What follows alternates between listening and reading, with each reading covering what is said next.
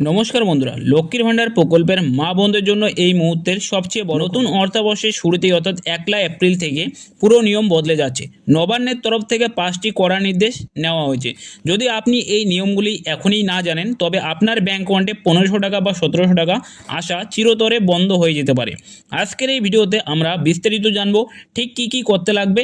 ভিডিওটি একটি লাইক দিয়ে আপনার পরিচিতজনদের অবশ্যই শেয়ার করে দিন। আপনারা জানেন 2026-এর নতুন বাজেট অনুযায়ী সাধারণ ও ওবিসি শ্রেণীর মহিলারা প্রতি মাসে 1500 টাকা এবং এসসি এসটি শ্রেণীর মহিলারা প্রতি মাসে 1700 টাকা করে পাচ্ছেন। এই সুবিধা বজায় রাখতে এই 5টি নিয়ম মেনে চলতে হবে। তো কি এই 5টি নিয়ম, চলো জেনে নিই। সর্বপ্রথম আধার সিডিং। অতএব শুধু আধার লিঙ্ক থাকলেই হবে না, ব্যাঙ্ক অ্যাকাউন্টে যেন আধার কার্ডের মাধ্যমে লেনদেন বা আধার সিডিং করা থাকে। ব্যাঙ্ক অ্যাকাউন্টে আধার যুক্ত না থাকলেও টাকা ঢুকবে না। অর্থাৎ আপনাদের কিন্তু আপনারা যে ব্যাংকে টাকা পাচ্ছেন সেই ব্যাংকে কিন্তু আপনাকে ডিবিটি লিঙ্ক এবং আধার লিঙ্ক থাকতে লাগবে। দ্বিতীয়ত, সিঙ্গেল ব্যাঙ্ক অ্যাকাউন্ট চাই। অতএব আপনারা জানেন অনেকেই কিন্তু জয়েন্ট অ্যাকাউন্টে এই লক্ষ্মীর ভাণ্ডারের টাকা পাচ্ছেন, এখন কিন্তু আর তারা এই টাকা পাবে না। অতএব তোমরা যারা ইতিমধ্যেই জয়েন্ট অ্যাকাউন্টে টাকা নিচ্ছ তারা অবশ্যই কিন্তু একটি নতুন অ্যাকাউন্ট বানিয়ে সেটাকে আপডেট করে নিতে লাগবে। অতএব জয়েন্ট অ্যাকাউন্টে কিন্তু আর টাকা দেওয়া হবে না। বয়সের সঠিক তথ্য। উপভোক্তার বয়স অবশ্যই 25 থেকে 60 বছরের মধ্যে হতে লাগবে।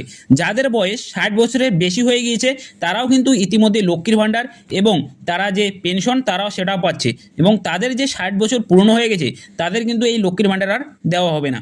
এবং অবশ্যই মনে রাখবেন যে আপনার বয়স কিন্তু 25 থেকে 60 বছর হলেই তবেই আপনি টাকাটি পাবেন। চতুর্থ, আপনার বয়স যদি 60 বছর পূর্ণ হয়ে থাকে এবং আপনি লক্ষ্মীর ভাণ্ডারের একজন উপভোক্তা হয়ে থাকেন অবশ্যই আপনাকে কিন্তু ওল্ড এজ পেনশনের জন্য আবেদন করতে লাগবে। পঞ্চম এবং সর্বশেষ যে পদক্ষেপ সেটা হচ্ছে সরকারি চাকরি বা পেনশন। যদি তোমরা কোনো সরকারি চাকরি বা পেনশন পেয়ে থাকো সেক্ষেত্রে কিন্তু আপনি আর এই সুবিধা পাবেন না। অতএব আপনি যদি কোনো সরকারি কাজে পেনশন পেয়ে থাকেন বা সরকারি চাকরি করেন সেক্ষেত্রে কিন্তু আপনি আর লক্ষ্মীর ভাণ্ডারের এই সুবিধা পাবেন না। তো এই 5টি নিয়ম মেনে চললেই কিন্তু আপনারা এই যে লক্ষ্মীর ভাণ্ডারের সুবিধা সেটা পাবেন।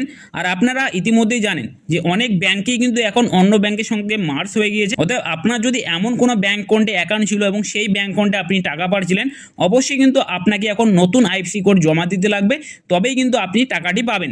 অবশ্যই আপনি এটা মনে রাখবেন যে আপনার ব্যাংক কোনো অন্য ব্যাংকের সঙ্গে মার্জ হয়েছে কিনা। এই ধরনের আরও আপডেট পেতে আমাদের চ্যানেলটিকে সাবস্ক্রাইব করে রাখুন। দেখা হচ্ছে পরের ভিডিওতে নতুন কিছু আপডেট নিয়ে।